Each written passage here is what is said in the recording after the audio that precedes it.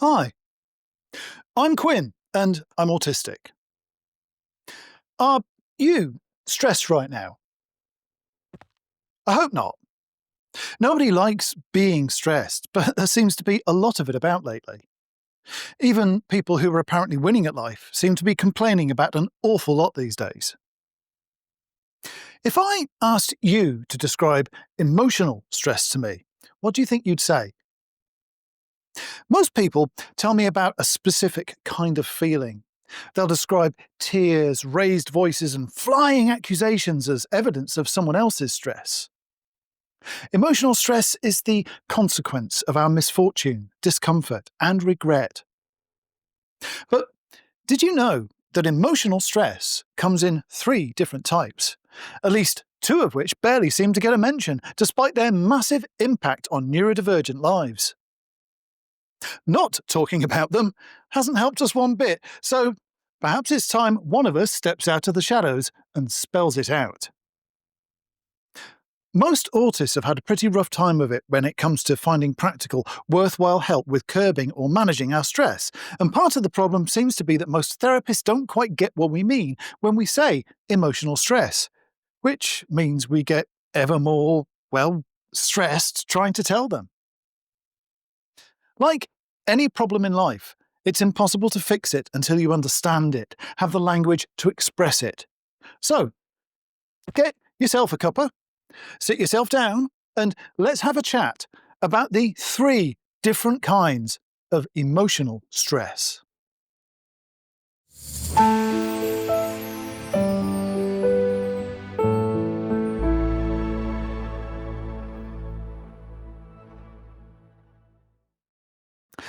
We all know what stress feels like, and it's rarely welcome. Some of us thrive on it, can't function without it for a few, but for most of us it's something we avoid. People don't usually tell you stories of confusion, disappointment, rage, or unfairness with a smile on their face, whichever side of the tale they were on.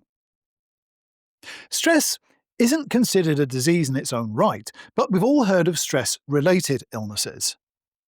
Most mental health conditions are caused by or made worse by stress, and it's both a contributor to and a symptom of just about every other illness.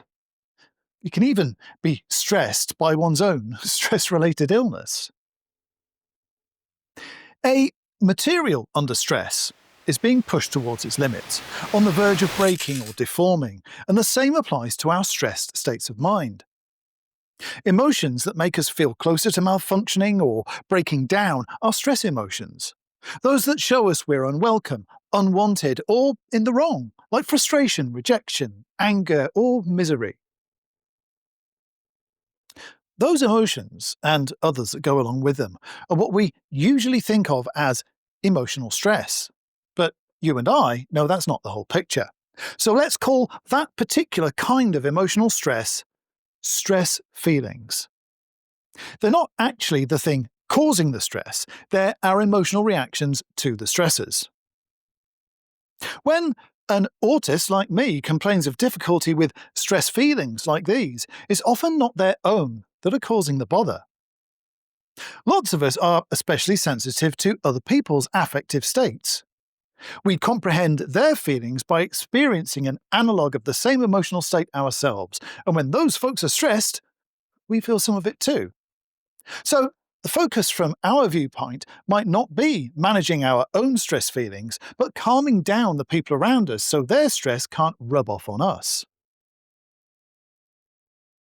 The other 2 varieties of autistic emotional stress are way more important to understanding what's different about an autistic mind. Both of them are concerned with how emotions can cause stress, rather than emotions caused by stress. They can both be felt by almost anyone and everyone, but they're really important for autistic folks to understand if we want to regulate our emotional ups and downs. The first one is ridiculously common, not just for autistic folks. We arguably might feel it more frequently, and some may argue more intensely than most neurotypical people, but just about everyone knows the stress of self-corrective emotion. Self-corrective emotional stress happens when we realise our emotional responses to a person or situation is somehow inappropriate. A good example would be meeting someone who has all the qualities of a potential friend, but we take an instant, illogical dislike to them. The guilt, shame, or self recrimination or questioning we might feel over that misjudgment is a form of self corrective emotional stress. When our emotional response is at odds with the evidence before us and we feel the need to put the record straight, apologise, or just learn not to make the same mistake again, we're attempting to solve our negative feelings by correcting a self-diagnosed error or vulnerability in our emotions. The heart says yes, but the brain says no is another way of looking at it. It's not limited to how we interact with other people either. Many an autist has beaten themselves up mercilessly for emotional hiccups that cause self-inflicted misery or disaster too. I know I have. Self-corrected inappropriate emotions are experienced by most people every day. They're baked into the English language even. Even if you don't have any guilty pleasures, dirty linen, or skeletons in your own closets, you know plenty of folks who do. One way or another, we're all familiar with the feeling of having said or done the wrong thing because we were emotional, tired, unwell, or not fully in the picture yet, which is why it's the second most common form of emotional stress. The stress of emotions. The doubt and regret we feel over emotions that didn't serve us well. Now, that egg timer over there means I have 30 seconds to ask you to show me a bit of support if you find my work helpful. Obviously, liking, subscribing, sharing, and hitting the notification bell helps a lot, and it costs nothing, so you'd be doing me a huge favour just by doing that. My work on the triad and what I write about it is my sole source of income, and I don't have any pharma companies or university funds paying my bills, so a one-off thank you as a YouTube super thanks or a Ko-fi donation will help me keep food in my belly and videos keep coming. If you can afford it, and you really want me to keep working on the triad, then make it an ongoing thing on Patreon and get to see videos ad-free and a little earlier than on YouTube. I can't do this without your support, and I simply couldn't be more grateful for all those who've supported me so far, and links are obviously in the description. When I went looking for help with what I thought of as stress management, it took a long time for me to realise I was actually looking in the wrong place. Stress management is certainly possible for autistic people, but it requires different techniques to the average. Whenever I tried to describe my version of emotional stress to therapists, I got a variety of reactions, but they always ended up redirecting me away from the questions I was asking towards answers I often could have read about in the dog-eared copies of Cosmopolitan in their own waiting rooms and saved their time. I wanted help with stress caused by my emotional reactions, not the stress feelings themselves. They kept directing me towards CBT, meditation, rationalization, and other techniques for minimizing stress emotions, and in the process, completely glossing over my real issue. I needed to understand why my emotional state clashed with other people so often, and use that knowledge to make sense of it. That was the source of my stress. They just kept going on about parents and school, then later work and relationships, getting exercise, deep breathing, and putting elastic bands round my wrist when I desperately needed their insight instead. Maybe I didn't communicate it well enough from my side, but I needed help with that stress of emotions more than I did the stress feelings themselves.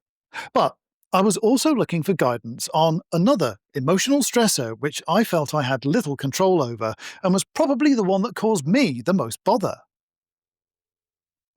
Perceived emotional judgment is the stress that comes from being told by another person, directly or indirectly, that our perceived emotional state is inappropriate or aberrant. Most people will brush with this from time to time, but for us autists, it can be a lifelong yoke around our necks.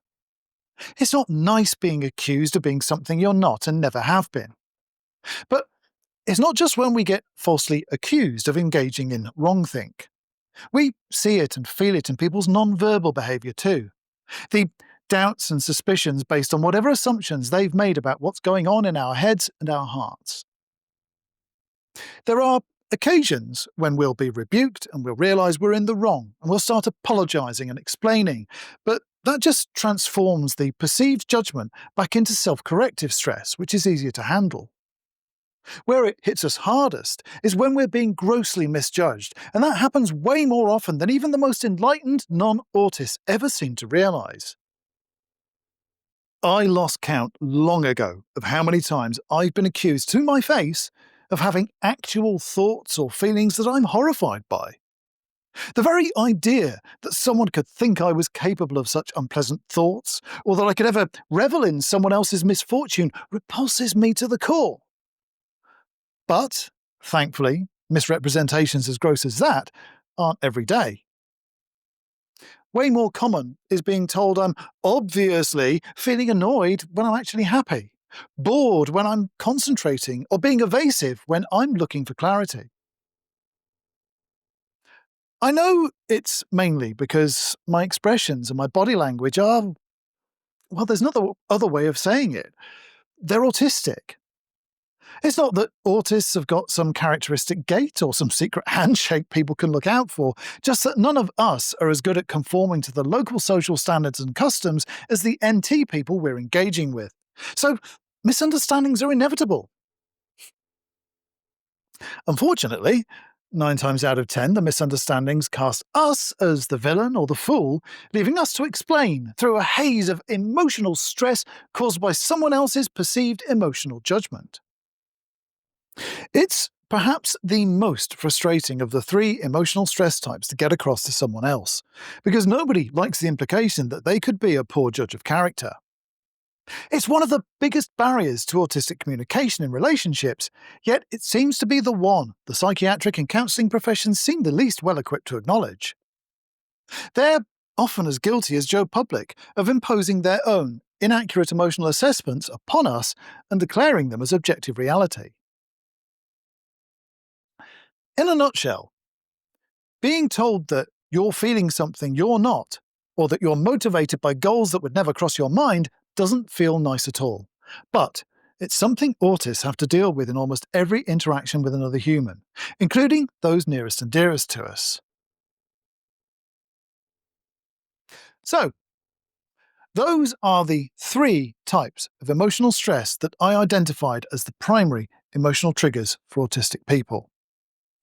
Stress feelings, the stress of emotions, and perceived emotional judgment.